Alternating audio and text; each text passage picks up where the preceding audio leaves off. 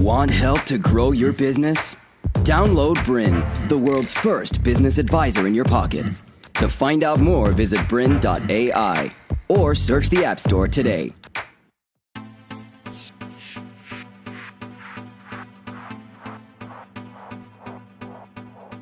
Hello, my name is Tom Griffith. I'm a co-founder of the Australian healthy drinks and snacks business, Emma and Tom's. Now, for the next 30 minutes or so, I'm just going to talk you through some of the lessons that Emma and I have learnt together in building a national brand, a large customer and consumer base in Australia. I'm going to talk about partnerships, knowing who you are, culture, beliefs, integrity and values. I'm going to talk about failure, challenge and disruption, wealth and having a cause. Now, I'd like you to picture, if you can, a young girl riding her horse down a dirt road in rural Victoria, going to her first job to pick strawberries at a strawberry farm.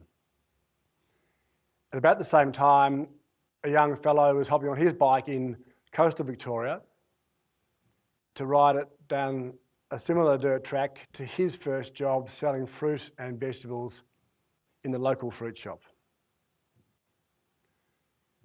Now, Emma and I are not partners, but we've been friends for a very long time. Emma went through university with me. She did a Bachelor of Agricultural Science at Melbourne University. She worked mainly with private family-owned businesses, but big ones, Cargill and Mars.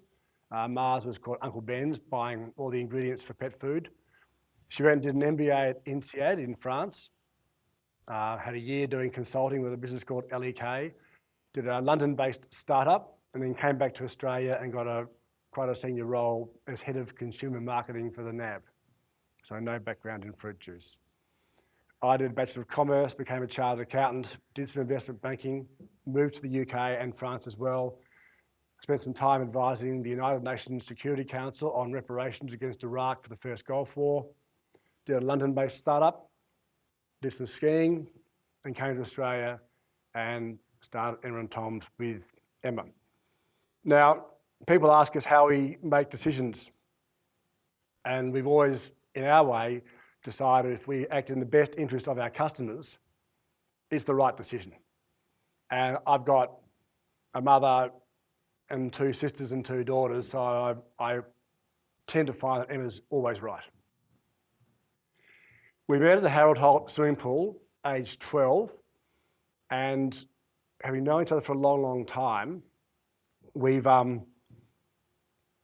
really believe that our relationship, and we think any good business relationship has to have three key attributes, being trust, respect, and a shared vision. And without those, we haven't got the right direction or the right basis for the relationship to move forward. So we're very pleased with our relationship and how it works, and like any relationship, it takes a lot of work.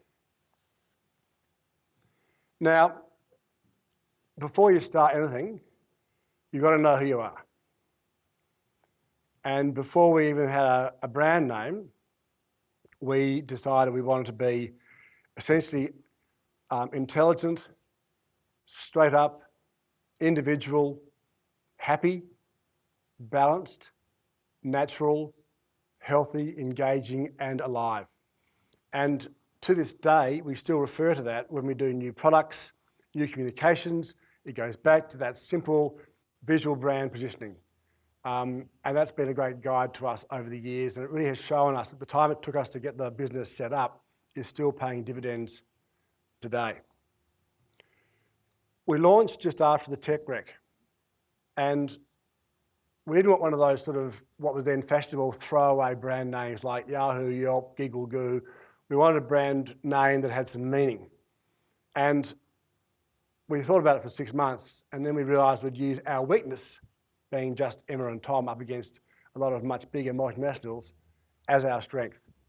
So we called it Emma and Tom's. And also, sadly, Apple was taken. We spent a year running around Australia before we even launched our first physical products because we just started and we had a lot of problems to solve. We found bottling plants, we found bottle manufacturers. We couldn't find a distributor until after searching and searching and searching, literally my best friend's stepbrother's fiance's stepfather owned a distributor. And with a PowerPoint presentation at hand, we convinced him to take us on. We realised very close to the bottling date this was going to happen. We'd gone past the point of no return, and then our bottling plant phoned us and said they couldn't label our bottle. We didn't realise at the time, but obviously a square bottle requires quite precise labelling, otherwise it goes around a corner as opposed to a round bottle that just wraps. So our first trauma, I drove to the bottling plant and had the come to Jesus conversation with the owners to say, no, you're going to do it. And Emma ran around Melbourne and she found a contract labeller who was going to do the job for us at the exorbitant cost of 7 cents a bottle. But we decided to do it because we got in the game and we could start. And start we did. We were in business. Our problem was we had to produce 10,000 bottles, was our minimum run. Now we'd had a list of target accounts, of course, in Melbourne and Sydney, cafes and delis and supermarkets we wanted to be in, but with 10,000 bottles and no customers on day one, we were going to have some surplus. And then, of course, we had the bottle a week later. We had 10,000 more bottles 7 days later and 10,000 more 14 days later. So we always thought there's a solution to every problem. And to turn a stumbling block into a stepping stone, we found a big event called Around the Bay in a Day, where about 12,000 cyclists go from Melbourne around the bay to the Heads. They jump on the ferry and go across the Heads and then do the other 100 kilometres back to Melbourne, having had lunch on the ferry. And at this lunch, they all got a brand new bottle of Emma and Tom's. So it was out of the way of marketing and getting the brand out there for the start. So what we learnt, and still do today, is you've got to start. So we had started. Secondly, you need to have a why. What drives us? And our why is very much, we believe people are happier when they're healthy. And we believe people feel better if they eat better. So our brand aim is to make people look after themselves. Which is why all of our products are all natural, have no added sugar, and are minimally processed. And once again, we stick to those rules. And that's what our consumers expect. If you even look at our consumers' Instagram posts, they're all a little bit of Emma and Tom's as a part of their day.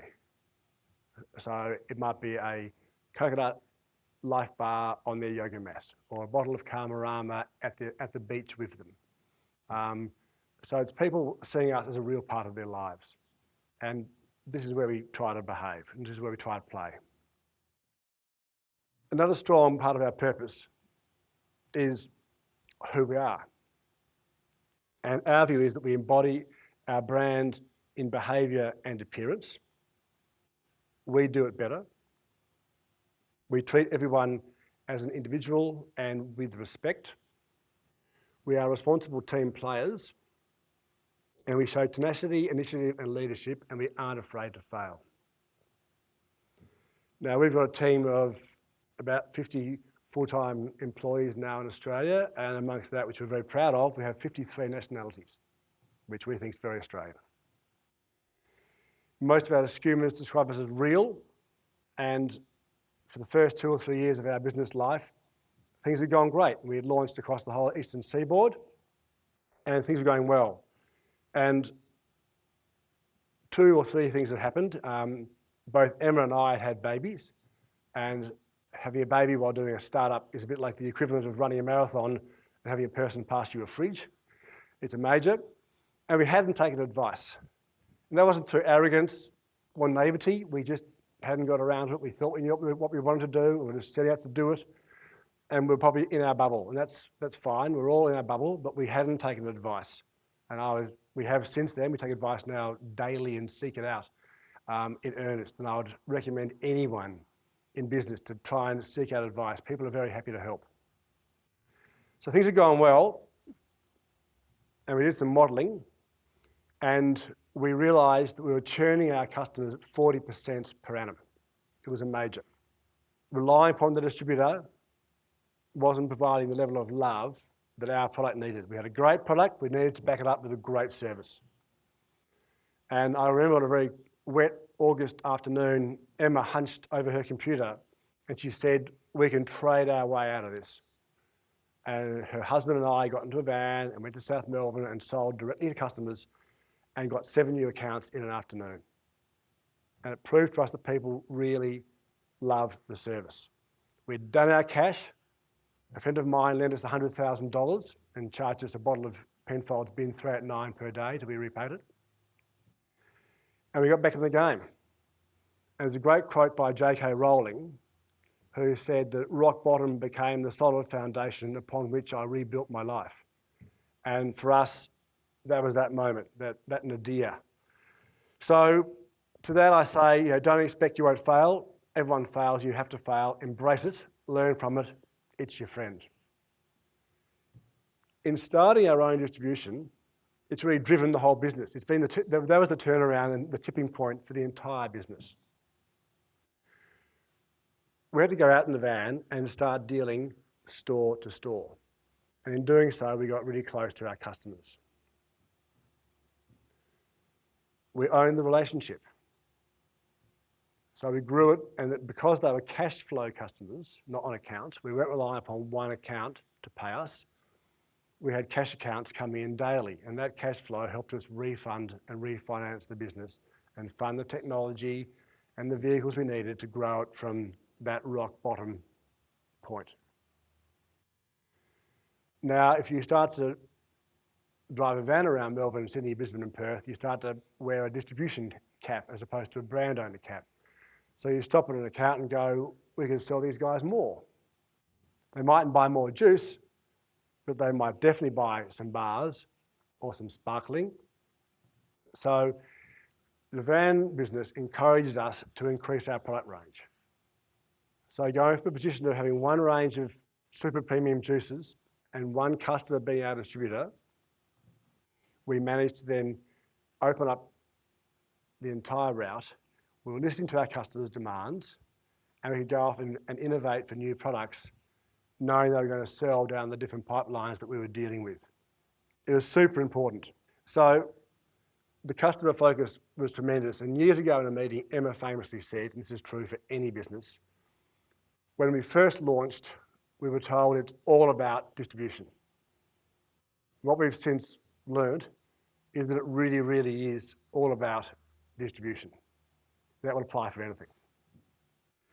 So what we've learned there, and we were reminded time and time again, is that it's all about controlling the ownership of the relationship. The closer we are, the better we do. And we find that time and time again.